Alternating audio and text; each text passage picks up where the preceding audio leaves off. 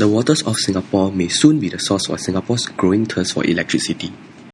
Researchers from Energy Research Institute at Nanyang Technological University in Singapore have begun placing sensors on the seabeds here to collect data including tidal current speeds.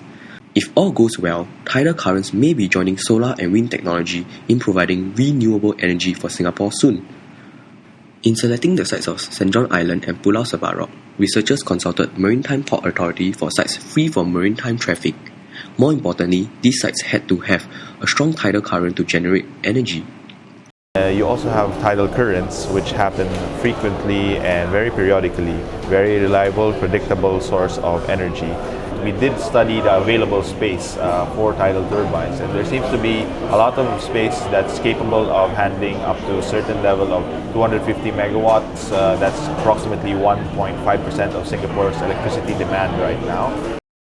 Dr. Abando also expressed hopes that tidal energy will contribute to the growth in proportion of renewable energy in Singapore's energy mix.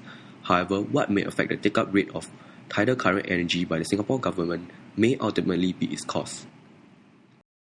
I think as long as the technology is cheap, yes, it's a good source of renewable energy. I think the reason Singapore hasn't pursued renewables extensively is because there hasn't been an economic need for it.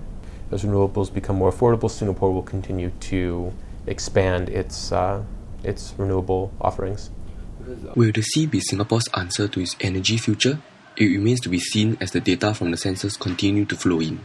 With the recent developments in tidal current technology, Singapore's aim to have renewable energy sources making up to 5% of the total electricity output can be very realistic.